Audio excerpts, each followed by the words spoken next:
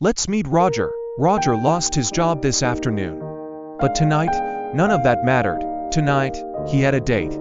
Her name was Celeste. Beautiful, elegant, the kind of woman who never had to check a price tag, and if he told her the truth, she might walk away. She swirled her glass, studying him.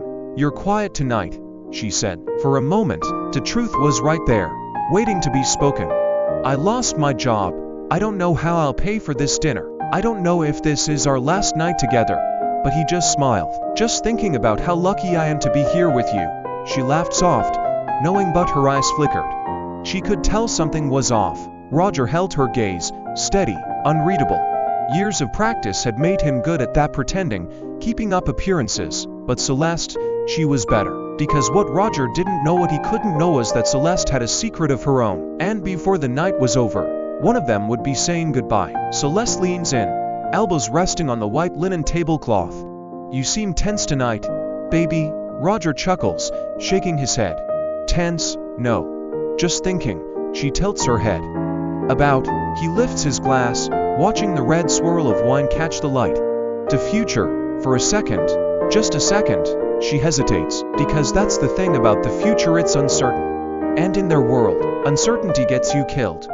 Celeste didn't just come from a wealthy family, she came from the wealthy family.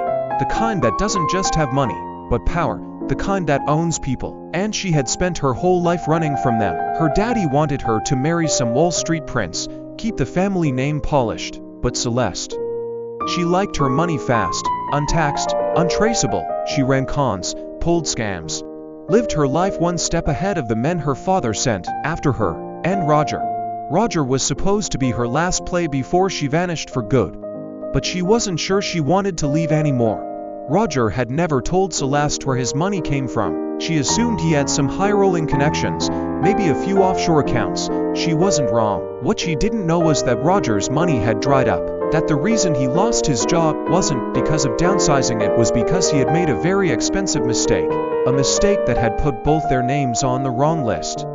And now, they weren't just playing a game. They were running out of time. The waiter drops the check between them, folded neatly in its little leather case. Celeste doesn't move, she just watches Roger. This is the moment of truth. Roger reaches into his pocket, fingertips brushing a sleek metal card that should have had more than enough credit. Should have. He slides it onto the tray. The waiter nods, walking away. Celeste sips her wine. Eyes steady. "Baby," she murmurs, "tell me the truth." Roger meets her gaze, unreadable. "About what?"